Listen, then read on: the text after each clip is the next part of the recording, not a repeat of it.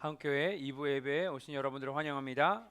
누가복음 말씀 함께 보시겠습니다. 누가복음 10장 38절부터 42절까지 말씀입니다. 누가복음 10장 38절부터 42절까지 말씀입니다. 제가 한 절 읽고 저희 번갈아가며 읽다가 마지막 절 42절은 합독하도록 하겠습니다. 하나님의 말씀입니다. 그들이 길 갈 때 예수께서 한 마을에 들어가심에 마르다라 이름하는 한 여자가 자기 집으로 영접하더라.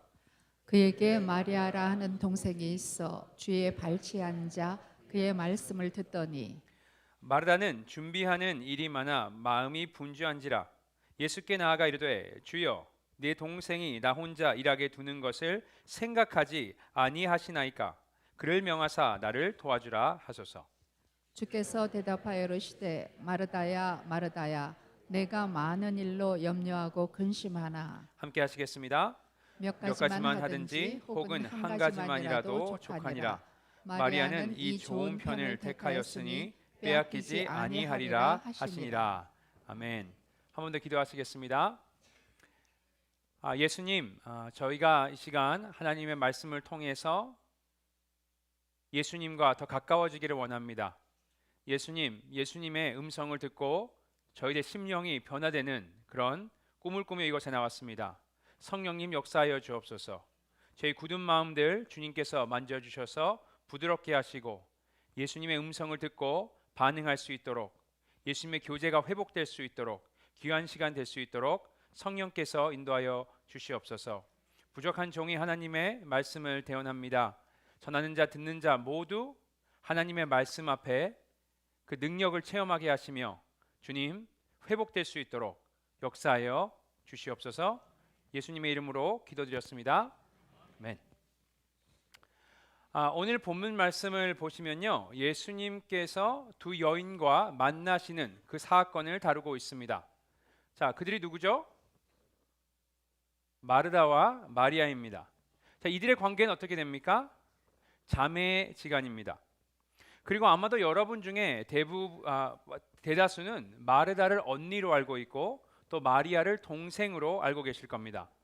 그런데 사실 원어 성경에 보면요, 마르다가 언니고 또 마리아가 동생이라고 직접적으로 언급하고 있지는 않습니다. 그럼에도 불구하고 우리가 마르다를 언니 또 마리아를 동생이라고 생각하는 이유가 몇 가지 있는데, 그 중에 하나는 성경에 마르다의 이름이 마리아의 이름보다 먼저 언급이 되어 있습니다. 또 오늘 본문을 보시면 이들이 거주하고 있는 집을 마르다가 뭐라고 표현했습니까? 나의 집, 자신의 집이라고 칭하고 있기 때문에 그렇습니다. 그래서 집 주인은 누구죠? 언니인 마르다고 동생 마리아는 그냥 얹혀있는, 함께 살고 있는 것이라 추정을 하고 있는 겁니다. 또한 오늘 본문에 등장하고 있지는 않지만 가족이 한 명 더 있죠. 그게 누구죠? 나사로, 남동생 나사로가 있습니다. 자, 이 역시도 동생인지 오빠인지 직접적으로 성경은 언급하고 있지 않지만 이들을 언급할 때 마르다, 마리아, 나사로 이 순서대로 나열됐기 때문에 나사로가 그 중에 가장 막내일 거라고 그냥 가정에서 동생이라고 부르는 겁니다. 자, 이게 이들의 가족 관계입니다. 자, 그럼 마르다, 마리아, 나사로 예수님과는 어떤 관계입니까? 좀 특별한 관계였던 것 같습니다. 이것을 알 수 있는 대목이 나오는데요, 요한복음 11장 3절에 이렇게 기록되어 있습니다. 제가 읽어드리겠습니다. 이에 그 누이들이 예수께 사람을 보내어 이르되 주여 보시옵소서 사랑하는 자가 병들었나이다 하니 했습니다. 누이들 누구죠? 마르다와 마리아. 그들이 예수님께 나사로에 대해서 말할 때 예수님이 사랑하는 자, 그가 병들었다고 와서 도와달라고 지금 요청하고 있는 겁니다. 그리고 계속 보시면 성경은요, 그 사실을 부인하지 않습니다. 왜? 5절에 이렇게 나와 있습니다. 예수께서 본래 마르다와 그 동생과 나사로를 사랑하시더니 했습니다. 예수님께서 이 가족 마르다, 마리아, 나사로를 사랑하셨다라고 하는 겁니다. 이렇게 예수님과 이 가족은요, 굉장히 가깝고 또 특별한 관계였던 것 같습니다. 그리고 오늘 본문을 보시면요, 예수님과 그들 간에 있었던 사건 하나를 다루고 있습니다. 그리고 이 말씀은 저에게 저에게 익숙한 말씀일 겁니다. 자, 질문 하나 있습니다. 여러분 중에 이 본문, 지금 이 말씀, 이 사건 내가 처음 들어본다 하시는 분 손 들어주세요. 예, 한 분 계시는데 다른 분들은 다 아시죠, 그죠? 아마 여러분 대부분이 이 사건에 익숙하실 겁니다. 이런 익숙한 말씀을 우리가 배우고 들을 때 우리가 조심해야 하는 것이 한 가지가 있습니다. 그게 뭐냐 그랬을 때 이미 아는 내용이라고 생각하고 방심하면 안 된다는 겁니다. 우리가 가지고 있는 편견, 또 우리가 이미 알고 있는 결론, 또 설교 들으면서 여러 번 적용됐던 것들을 우리가 고집한다면 하나님께서 오늘 우리에게 하고자 하는 음성을 말씀하고자 하는 그 메시지를 우리가 못 들을 수도 있습니다. 그래서 이 본문의 이해에 방해가 될 수도 있습니다. 자, 그럼 어떻게 해야 하냐? 이미 알고 있는 스토리인데 이렇게 해보셨으면 좋겠습니다. 알아도 모른 척, 그죠? 우리가 모르는 말씀이라고 생각하고 처음 듣는 스토리라고 생각하고 한번 우리가 묵상하고 공부해봤으면 좋겠습니다. 이렇게 이 본문에 나와 있는 내용을요, 그냥 지나가지 마시고 한 단어 한 단어 우리가 곱씹으면서 자세히 들여다봤으면 좋겠습니다. 자, 이런 마음가짐으로 오늘 본문 말씀 함께 살펴보겠습니다. 오늘 본문 이렇게 시작합니다. 38절 말씀입니다. 우리 함께 읽겠습니다. 시작. 그들이 길 갈 때에 예수께서 한 마을에 들어가심에 마르다라 이름하는 한 여자가 자기 집으로 영접하더라. 자, 오늘 본문을 기록한 누가가 38절에서요. 오늘 사건의 배경을 설명합니다. 먼저 그들이라 그랬습니다. 그들이 누구죠? 예수님과 제자들일 것이고요.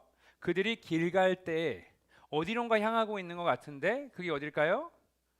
아마도 예수님과 제자들이요 예루살렘으로 가는 그 길을 말하는 것 같습니다. 왜냐? 예수님과 제자들은요 유대 절기가 있을 때마다 예루살렘에 가셨습니다. 자, 계속 읽어보시면 예수께서 한 마을에 들어가심에, 자, 이건 어떤 마을입니까? 마르다, 마리아, 나사로가 살고 있는 마을이죠. 어디죠? 바로 예루살렘 변두리에 있는 베단이라는 지역입니다. 아마 예루살렘에 가시는 길에 잠깐 들리신 것 같습니다.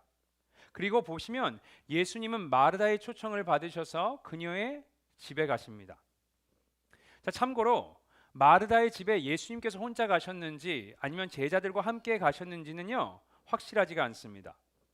제자들과 베다니에서 헤어져서 나중에 보자 이러시면서 예수님께서 혼자서 마르다의 집에 가셨을 수도 있고요, 아니면 함께 데리고선 마르다의 집에 가셨을 수도 있습니다.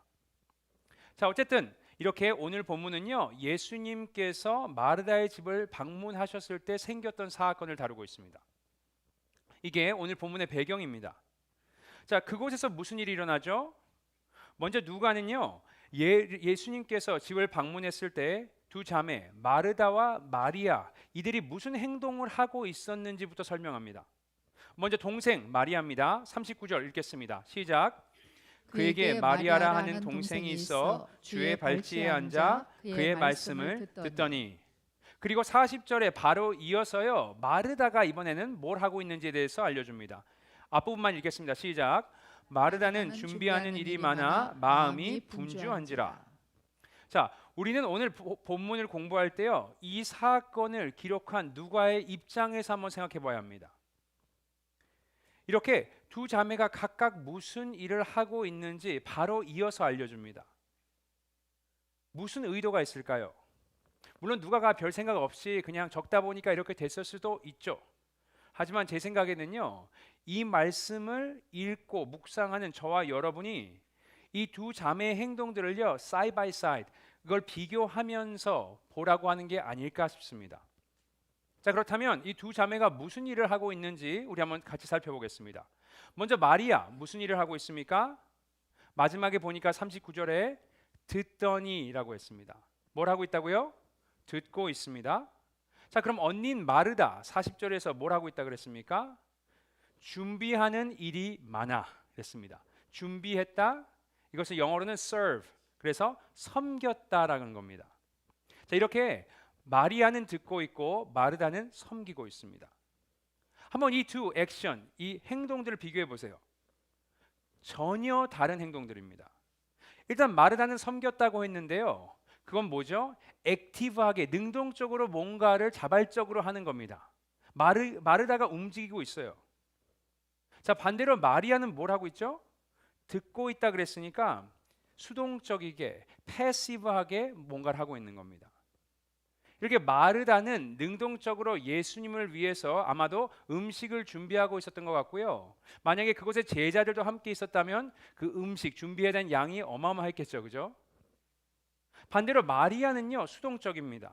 그냥 앉아서 예수님의 말씀을 듣고 있어요. 이렇게 둘의 행동이요, 극과 극인 겁니다. 이렇게 누가가 이어서 이 두 사람의 행동을 전혀 다른 행동을 우리에게 가르쳐 주는 이유는요, 아무래도 그들 사이에 일어나고 있는 텐션, 그죠? 긴장감을 좀 우리에게 느끼라고 하는 것 같습니다. 제가 좀 여러분이 더 이해하시기 쉽게 설명해 드리겠습니다. 이게 어떤 느낌이냐면요, 여러분이 일을 마치고 이제 집에 가셨어요. 한번 생각해 보세요. 너무 피곤합니다. 그래서 그냥 침대나 소파에 누워 있어요. 그냥 반 죽은 것처럼 누워 있습니다. 그런데 그날따라 아내가 일을 너무 열심히 하는 거예요, 집에서. 빨래도 하고요. 갑자기 청소기를 돌립니다. 누워있는데 침대 밑으로 청소기가 왔다 갔다 합니다. 화장실 청소도 해요. 저녁을 준비하고요. 설거지까지 합니다. 자, 이럴 때 뭘 느끼죠? 누워있는 나는 텐션을 느낍니다. 그죠? 뭔가 쎄한 겁니다. 아, 계속 내가 이렇게 누워있으면 무슨 일이 벌어지겠구나. 그죠? 한 소리 듣겠구나. 자, 여기서 뭘 해야 되죠? 빨리 눈치를 채고 움직여야 합니다. 뭐라도 해야 하는 겁니다. 그렇지 않으면 이 텐션이 유지되면요, 결국에 문제가 터집니다. 약간 이런 느낌 아닐까 생각을 들었습니다. 참고로 제가 직접 경험한 것은 아니고 그냥 들은 말입니다. 예. 그런데요, 마리아는요, 눈치가 없어요.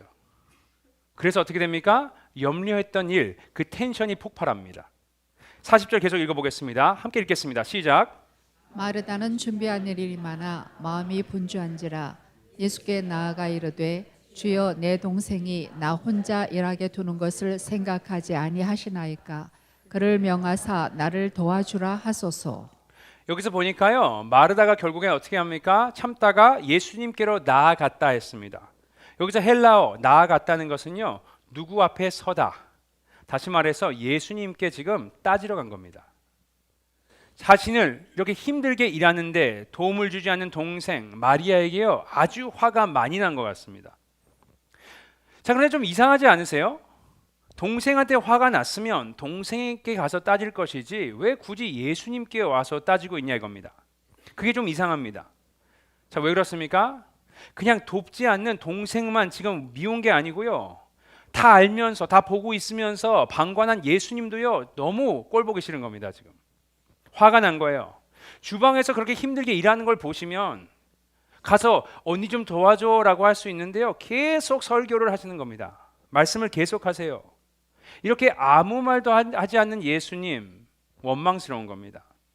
그래서 이렇게 따져 물은 겁니다. 주여, 내 동생이 나 혼자 일하게 두는 것을 생각하지 아니하시나이까. 여기서 생각하지 아니한다, 이것을요, 영어로는 do you not care. 그러니까 나를 신경도 안 쓰는구나. 예수님, 저 신경 쓰이지 않으세요? 제가 힘든 거 관심도 없으시네요. 이러면서요, 섭섭함을 지금 표현하고 있는 겁니다. 또 생각해 봤어요. 여러분이 만약에 예수님의 입장이라면 이렇게 얘기하는 마르다에게 어떻게 대꾸하시겠습니까? 대답하시겠습니까? 생각해 보세요. 저희 아이가 2명이 있는데요, 첫째 아이가 방을 청소하고 있습니다. 장난감을 다 치우고요, 책을 정리하고 있다고 생각해 보세요. 저희 아이들 2명이 방을 한 공간에 같이 쓰니까 정리를 하고 있습니다. 그런데 둘째가 아무것도 안 하고 놀고 있어요. 그래서 첫째가 참다 화가 나서 저한테 와서 아빠, 동생한테 좀 가서 나 좀 도와달라고 하세요. 나 너무 힘들어요. 이러면 제가 어떻게 할까요? 아마도 제가 동생한테, 베라한테, 베라야 가서 좀 오빠 좀 도와줘. 야, 너도 좀 눈치껏 해라. 이럴 것 같습니다. 아마 여기 있는 많은 분들도요, 그렇게 할 것 같아요. 제가 이런 말씀을 드리는 이유가 있습니다. 지금 마르다가 예수님께 요청하고 있는 것은요, 뭔가 비상식적이거나 아니면 무리한 요청이 아니라는 겁니다. 마르다 입장에서 생각해 보면요, 공감이 돼요. 충분히 왜 이렇게 하는지 이해가 된단 말입니다. 어떤 면에선 마리아가 옳고 마리아가 잘못됐습니다. 이렇게 생각이 듭니다. 자, 그렇다면 예수님께서는 마르다가 동생에게 와서 좀 돕게 하라는 이 요청에 어떻게 대답하십니까? 41절 보시겠습니다. 읽겠습니다. 시작. 주께서 대답하여 이르시되 마르다야 마르다야 내가 많은 일로 염려하고 근심하나. 분명히 누구의 이름을 불러야 되죠? 저희 상식적으로는 마리아야 마리아야 해야 되시는데 예수님께서는 마르다야 마르다야 하십니다. 마르다의 이름을 부르십니다. 이게 뭐냐 그랬을 때요, 지금 마르다는요 문제의 원인을 갖고 왔습니다. 문제의 원인이 누구예요? 뭐를 마르다를 염려스럽고 근심스럽게 합니까? 마리아입니다. 마리아. 왜냐면 마리아가 날 돕지 않기 때문에. 또 예수님입니다. 예수님이 방관하고 있기 때문에 이 상황을 알면서도. 하지만 예수님께서는 뭐라 그러십니까? 마르다야 마르다야. 마르다가 그 문제의 원인이라는 겁니다. 이게요 마르다 입장에서는요 좀 황당할 수 있을 것 같습니다. 예수님의 이런 행동, 이런 말을요 받아들이기 어려울 수도 있습니다.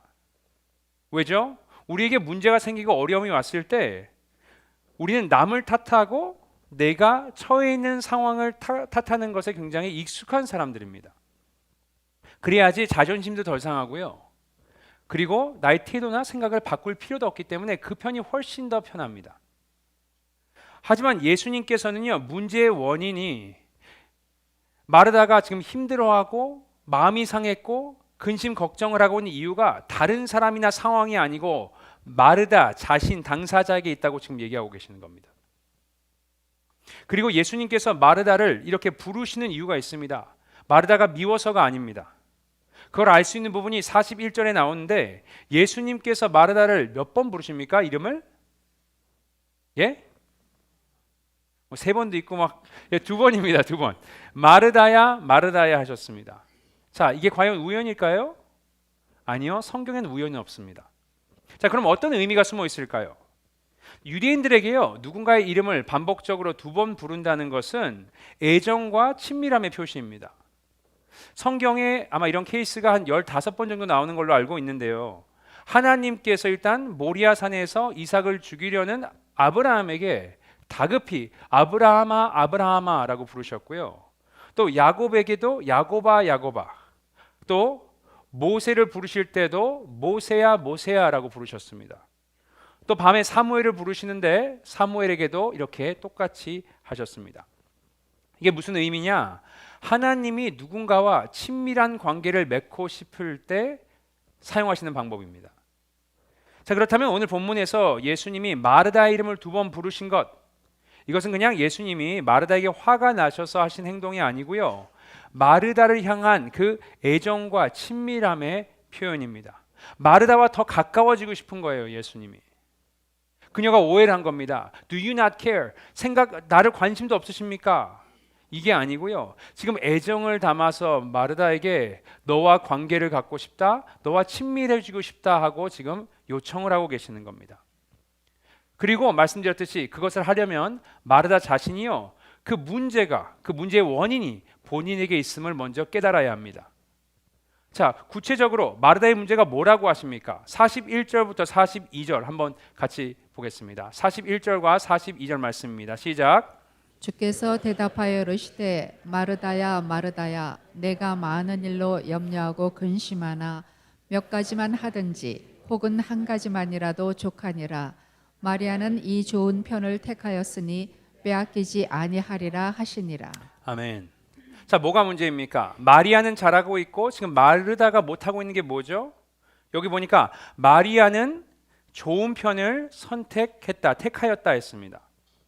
자, 그렇다면 마르다의 문제는 뭐냐면요, 선택을 하지 않는 겁니다. 또 나중에 보면 한 가지만이라도 족하니라 이렇게 얘기하십니다.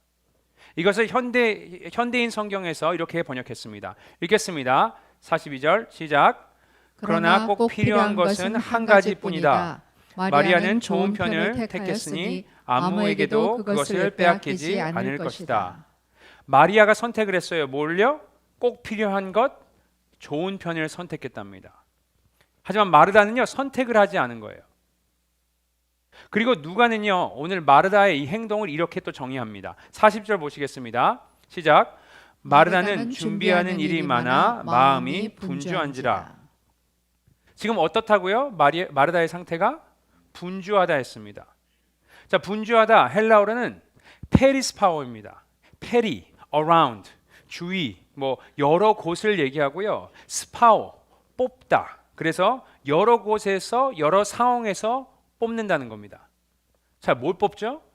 성경에서 스파워라는 단어가 딱 2번 언급되는데요. 2번 다 칼을 뽑을 때 사용됩니다. 먼저는 베드로가 이제 대제사장의 종들이 예수님을 잡으러 왔을 때 칼을 뽑아서 귀를 베죠. 그죠? 그때 칼을 뽑았다를 여기 스파워라고 하고요. 또 두 번째는 사도행전 16장에 보시면 바울과 실라가 감옥에 갇혀 있습니다. 지진이 나고 그들의 옥문이 열리죠. 그래서 이들을 지키고 있던 간수가 도망갔구나 하고선 자결을 하려고 어떻게 하죠? 칼을 뽑습니다. 이때 사용됩니다. 자, 칼을 뽑는다 무슨 의미냐? 여러분 아무 때나 칼을 뽑지 않습니다. 뭔가 중요한 일이 있을 때 심사숙고해서 칼을 뽑는 겁니다. 그런데요, 말은 어떻습니까? 페리스 파워. 그냥 아무 때나 아무 생각 없이 그냥 무분별하게 칼을 뽑고 있는 겁니다. 이렇게 뭐가 중요한지 중요하지 않은지 분별력이 없는 상태가 지금 뭐죠? 마르다의 상태입니다. 그래서 결정을 못하는 겁니다. 뭐가 중요한지 선택을 해야 되는데 선택을 안 하고 있는 겁니다. 그냥 다 하는 겁니다. 그리고 이 단어를요, 영어로는 뭐죠? distracted 됐다고 합니다. 이게 라틴어에서 오는데요. dis, away, 멀리라는 뜻이고요. 또 뭐죠? attracted, 끌리다라는 뜻입니다. 자, 중요한 것이 아닌 다른 많은 것들에 끌리는 겁니다. 그것을 쫓아 끌려다니다 보니까 진작 중요한 것은 정작 하지 못하는 겁니다. 이런 상태를 얘기합니다. 그래서 중요한 것을 선택하지 않고 있는 상태, 지금 이게 마르다의 상태입니다. 자, 그래서 예수님께서는 마르다에게 이제는 선택을 하라 이렇게 얘기하시는 겁니다. 자, 무슨 선택을 해야 합니까? 많은 분들이 오해를 하시는데 예수님은요, 자, 섬기는 것 그리고 듣는 것 둘 중에 하나를 선택하고 하나를 포기하라고 하시는 것이 아닙니다. 마리아처럼 일을 하거나 아니면 마리아처럼 듣는 것을 하는 것 중에 한 가지만 하라고 하시는 것이 아닙니다. 본문에서 잘 보시면요, 마르다가 섬기는 그 장면 자체를 나쁘게 얘기하신 적은 없습니다. 그리고 나중에 요한복음 12장에요, 지금 오늘 본문과 거의 흡사한 상황이 또 벌어집니다. 한번 같이 읽겠습니다. 요한복음 12장 2절부터 3절 세 번역으로 보겠습니다. 시작. 거기서 예수를 위하여 잔치를 베풀었는데 마르다는 시중을 들고 있었고 나사로는 식탁에서 예수와 음식을 먹고 있는 사람 가운데 끼어 있었다. 그때에 마리아가 매우 값진 순나드 향유 한 근을 가져다가 예수의 발에 붓고 자기 머리털로 그 발을 닦았다. 온 집안 안에 향유 냄새가 가득 찼다. 자, 나사로가 등장한 걸 제외하면요, 오늘 본문과 거의 흡사합니다. 마르다 뭐 하고 있다고요? 시중을 들고 있다 그랬습니다. 섬기고 있는 거고요. 마리아는 어디에 있습니까? 예수님의 발 앞에 있습니다. 오늘 본문과요 거의 흡사한 장면입니다. 그런데 예수님께서는 이 본문에서 이렇게 일하고 있는 마르다의 행동을 문제 삼지 않습니다. 왜죠? 일하는 것 자체, 섬기는 것 자체가 잘못된 것이 아니기 때문에 그렇습니다. 아니, 이게 예수님께서 원하시는 일입니다. 자, 오늘 본문에 나온 섬긴다 이 단어는요, 디아코노스라는 단어입니다. 디아코노스. 먼저 예수님께서 이렇게 말씀하세요. 마가복음 10장 45절에 이렇게 얘기하셨습니다. 인자가 온 것은 섬김을 받으려 함이 아니라 도리어 섬기려 하고 자기 목숨을 많은 사람의 대속물로 주려 함이니라. 예수님께서 하신 십자가 사역을 어떻게 표현하셨습니까? 섬기는 사역이라고 하셨고, 이게 디아코노스입니다. 섬기다. 섬김을 받으러 온 것이 아니고 디아코노스 하러 왔다. 이렇게 얘기하시는 겁니다. 그리고 제자들에게 이렇게 얘기하셨습니다. 내가 한 것처럼 너희도 섬겨라. 예를 들어서 요한복음 13장에 보시면요, 예수님께서 제자들의 발을 씻겨주십니다. 그리고서 뭐라고 하십니까? 내가 한 것처럼 너희도 다른 사람들을 섬기라고 하셨습니다. 이렇게 디아코노스를 원하시는 겁니다. 또 나중에 사도행전 6장을 보시면요, 초대교회 교인들이 7명의 리더들을 뽑습니다. 그때 뭘 하기 위해서 이 7 리더들을 뽑죠? 성경에 보니까 접대하기 위하여라 그랬습니다. 이 말도 마찬가지로 디아코노스라는 단어입니다. 여기서 직분 하나가 생기는데 그게 무슨 직분일까요? 영어로는 deacons, diakonos, deacons입니다. 한국말로는 뭐죠? 집사의 직분이 여기 처음 등장하는 겁니다. 제가 말씀드리고자 하는 것은요, 지금 예수님께서 섬기지 말라고 하는 것이 아닙니다. 섬기는 것, 예수님의 음성을 듣는 것 중에 하나만 하라고 하신 적이 없다는 겁니다. 그리고 아시다시피 섬기는 일은요, 그냥 다른 이들에게만 유익이 되는 것이 아니고 나의 영적 성장에 굉장히 필요한 것입니다. 필수입니다. 오늘 본문에서 예수님께서 마르다에게 요구하고 계십니다. 선택을 하라고. 어떤 선택입니까? 그것이 예수님의 말씀을 들을지 아니면 예수님을 섬길지 둘 중에 하나를 선택하라고 하시는 것이 아니라는 겁니다. 자, 그럼 예수님께서 마르다에게 원하시는 선택은 무엇이죠? 이겁니다. priorities. 우선순위를 선택하라는 겁니다. 다시 말해 무엇을 먼저 해야 할지를 선택하라는 겁니다. 자, 마리아가 잘하고 있는데 마리아가 무슨 우선순위를 뭘로 뒀죠?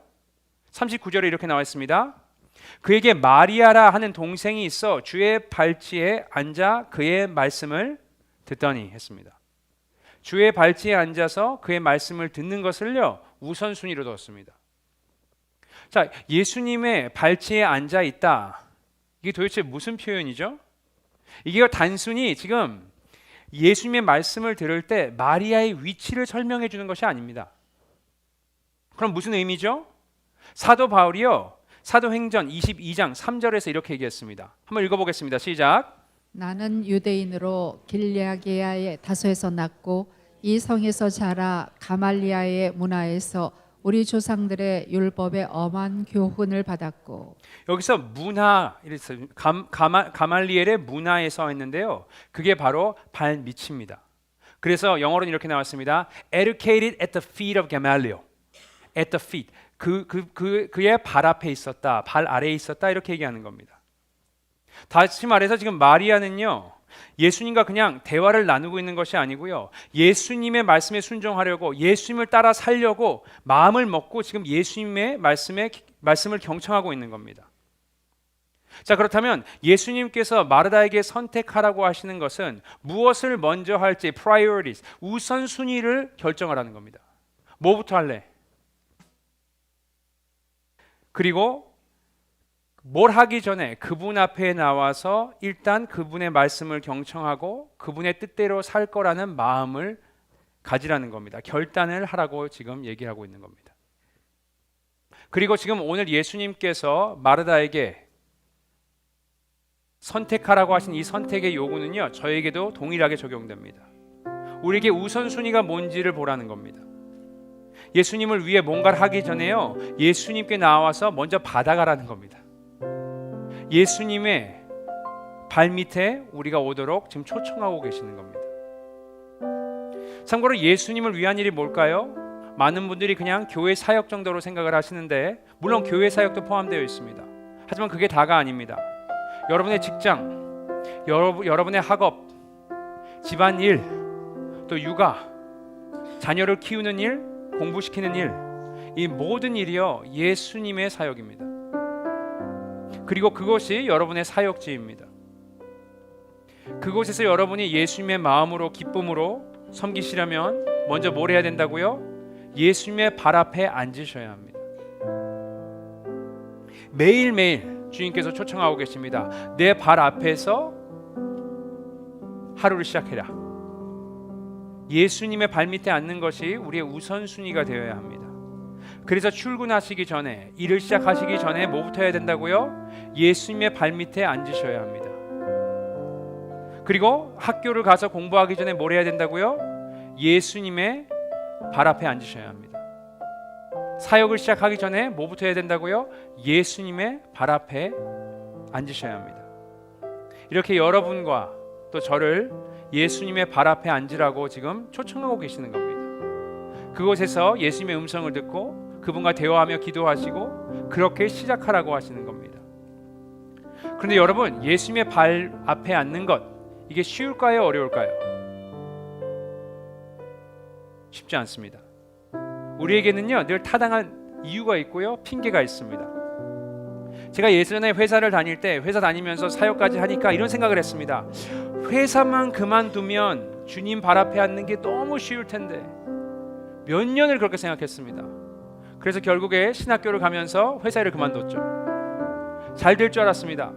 신학교에 가니까 뭐예요? 공부할 게 너무 많은 거예요. 그래서 공부만 안 하면 예수님의 발 앞에 앉는 게 너무 쉬울 텐데 생각했습니다. 그래서 방학이 와라, 방학이 와라. 방학 때 나와 하나님의 관계가 너무 좋아지지 않을까 생각했습니다. 방학이 됐어요. 공부를 안 해도 됩니다. 그런데 쉽지가 않은 거예요. 그리고 생각했습니다. 내가 사역만 할 수 있다면 예수님의 발 앞에 앉는 것이 너무 쉬울 텐데. 그래서 진짜 사역만 하는데요, 이게 쉽지가 않습니다. 사역에 할 게 너무 많아서요.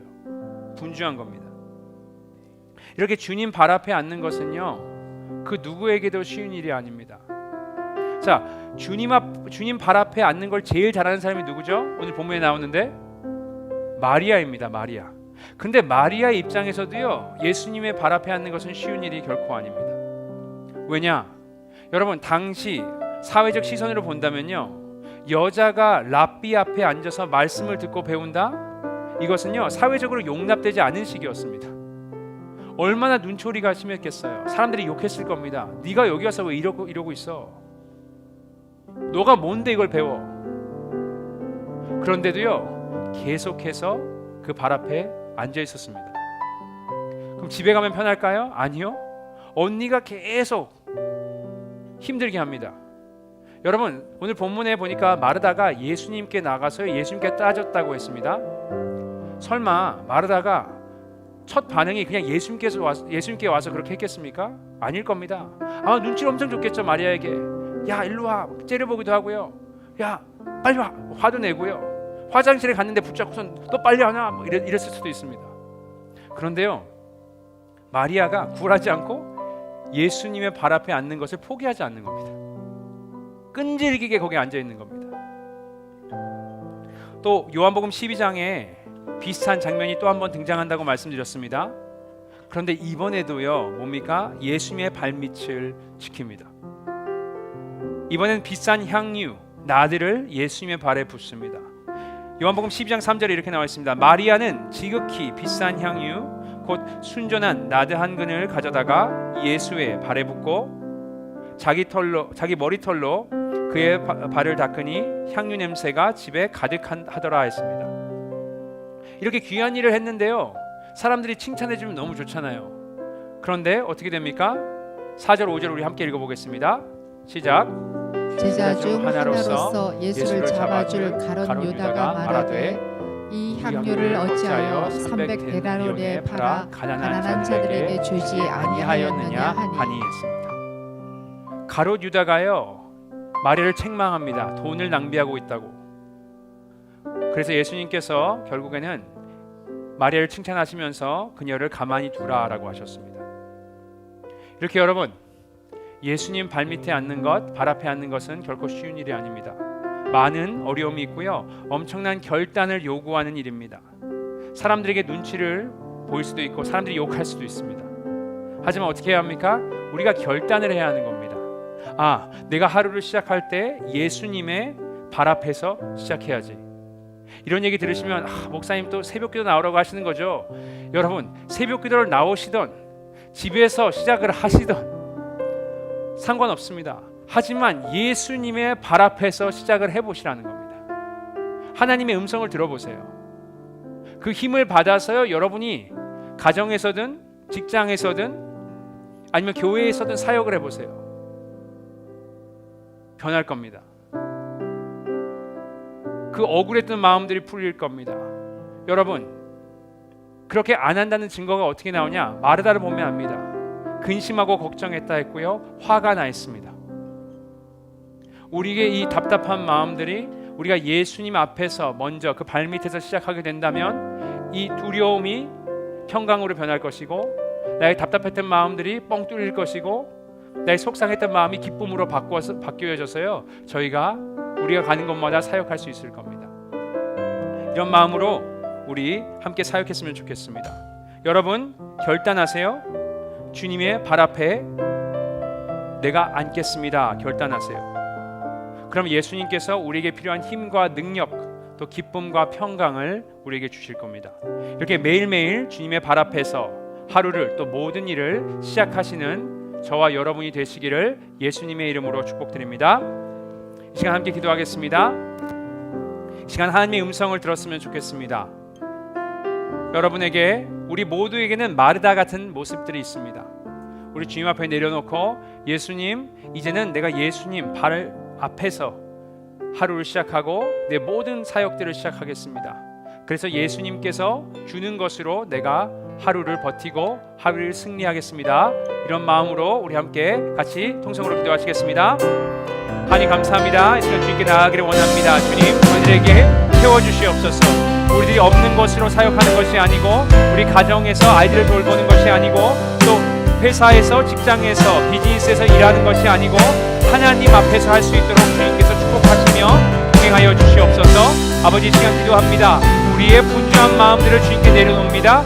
우리가 스스로 하는 것이 아니라 하나님께서 우리를 통해서 하실 수 있도록, 내려놓을 수 있도록 도와주시옵소서. 우리의 사역지들을 위해서 기도합니다. 주님, 열어주시옵소서. 나를 통해서 역사하여 주옵소서. 내 마음에 주님, 답답한 마음이 있었다면 변화시켜 주시고, 내 마음에 주님, 무거움이 있었다면 주님 그 무게를 없애주시고, 주님 내 마음에 슬픔이 있었다면 기쁨으로 변화시켜 주시며, 두려움이 있었다면, 걱정이 있었다면 주님 평강이 임할 수 있도록 도와주옵소서. 주님, 예수님 발밑에서 시작하기를 원합니다. 예수님 발밑에서 매일매일 시작하기를 원합니다. 주님 함께하여 주옵소서. 그래서 나의 사역들이 힘들지만 즐겁게 하시고, 모든 일들이 저희 일터가 어렵지만 또 예수님 안에서 동행하는 그 기쁨을 누리게 하시며, 주님 저희들이 주님과 함께 동행할 수 있도록 축복하여 주기를 간절히 원합니다. 하나님 함께하여 주옵소서. 우리 사역지를 위해서 기도합니다. 주님, 그곳에서 내가 빛과 소금이 될 수 있도록, 내가 주님 나의 무거운 마음으로 사역하는 것이 아닌 예수의 콜링을 받아 매일매일 사역할 수 있도록 주님께서 역사해 주시기를 원합니다. 하나님께서 동행하여 주시고 인도하여 주시옵소서. 나의 사역지를 바라보며 기도합니다. 주님께서 동행하여 주시옵소서. 하나님 함께하여 주옵소서. 주님께 이 시간 바라보며 나아갑니다. 주님께서 도와주시옵소서. 인도하여 주옵소서. 한 가지 더 놓고 또 기도했으면 좋겠습니다. 여러분의 사역지, 이 본문만 보시면요, 보통 교회 사역을 떠올리시는데요, 물론 교회 사역일 수도 있습니다. 하지만 여러분의 직장과 여러분의 가정과 여러분의 자녀들, 여러분의 부모들, 주님께서 여러분에게 주신 일터들, 이 모든 부분들이요 예수님 거고 예수님의 사역지입니다. 이 시간 우리가 기도했으면 좋겠습니다. 주님, 내가 이 사역지로 돌아갑니다. 내가 일터로 돌아갑니다. 내가 가정으로 돌아갑니다. 내가 학교로 돌아갑니다. 주님, 예수님의 발밑에서 시작하오니 내 마음, 이 씁쓸한 마음들, 이 어려운 마음들, 이 무거운 마음들, 이 걱정 근심되는 마음들, 두려운 마음들 예수님께 나아가오니 이 시간 만져주셔서 회복시켜 주시고, 내가 주님의 사역을 기쁨으로 감당할 수 있게 하시며, 어려워도 함께 하시는 예수님을 붙들며 주님 함께 해달라고 예수님께 우리의 사역지를 올려드리며 함께 이 시간 기도하겠습니다. 기도하십니다. 하나님 감사합니다. 이 시간도 한 번 더 기도합니다. 예수님, 우리의 사역지를 위해서 기도합니다. 사역지가 힘들고 어렵고 주님 짜증이 날 때도 있고, 주님 사역지로 내 마음이 불편할 때도 있고 무거울 때도 있습니다. 두려울 때도 있습니다. 하지만 예수님, 이 시간 예수님의 발밑에서 내가 시작하오니 주님께서 말씀하여 주시고 저희가 얻은 것으로 사역할 수 있도록 도와주시옵소서. 또 사역지의 관계에 어려움들이 있습니다. 저희 남편과 아내와 관계에 문제가 있습니다. 지금 저희 자녀들에게 문제가 있습니다. 저희 부모님과 어려움들이 있습니다. 주님, 같이 동역하는 동역자들, 함께 일하는 사람들과 관계가 좋지 않을 수도 있습니다. 하지만 예수님, 이 시간 주님께 나아가오니 예수님의 심장을 허락하여 주셔서, 예수님의 사랑으로 세워주셔서, 예수님의 발밑으로 나아갈 때 주님께서 회복시켜 주셔서 그 사역지에서 주님의 일들을 감당할 수 있도록 도와주시옵소서. 예수님 이용해서 나의 일들을 하는 것이 아니고 나를 들고 내 안에 사시는 예수님을 체험하며 주님 사역할 수 있도록 도와주시옵소서. 예수님, 이 시간 주님께 나아갑니다. 주님의 발 앞에 앉아 있습니다. 주님 주시옵소서. 나의 마음을 채워주시옵소서. 나의 슬픔을 기쁨으로 채워주시며, 나의 주님 공허함을 주님의 사랑으로 채워주시며, 아버지의 주님 두려움을 주님의 능력과 힘으로 채워주시기를 간절히 원합니다. 이 시간 주님께 나아가오니 주님 성령 충만케 하시고 이 시간 주님께 나아가는 주님 저희들과 하는 사역지를 주님께서 축복하여 주셔서 이 시간 주님의 일들을 저희를 통해서 하여 주옵소서. 주님 주님의 발밑에서 시작하고 주님께서 발밑에서 끝나기를 원합니다. 저희들의 마음을 열어주시고 저희들의 생각들을 열어주셔서 하나님을 바라보며 일들을 감당할 수 있도록 주님께서 축복하시고 주님께서 도와주시옵소서. 이 시간 주님께 모든 것 맡기며 나아갑니다. 주님께서 함께하여 주시고 주님 결단하오니 예수님의 발밑에서 하루하루를 시작할 수 있도록 모든 일들을 감당할 수 있도록 주님께서 축복하여 주시옵소서. 주님 감사합니다. 하나님 이 시간 주님께 나아갑니다. 주님 예수님의 발밑에서 발 앞에서 저희가 하루를 시작하고 모든 일을 시작할 것을 다짐하며 이 시간 나아갑니다. 주님께서 축복하여 주시고 저희들을 통해서 주님께서 주신 그 사역지에서 빛과 소금의 역할을 감당하며 예수님의 마음으로 예수님이 주신 것으로 사역을 감당할 수 있도록 축복하여 주시옵소서. 그래서 주님 두려움이 있는 분들에게는 평강을 주시고 또 담대함을 허락하여 주옵소서. 또 주님 사랑이 없이 상처들이 있다면 예수님의 사랑으로 예수님이 주시는 것으로 채워질 수 있도록 함께 역사하여 주시옵소서. 감사드리며 예수님의 이름으로 기도드렸습니다.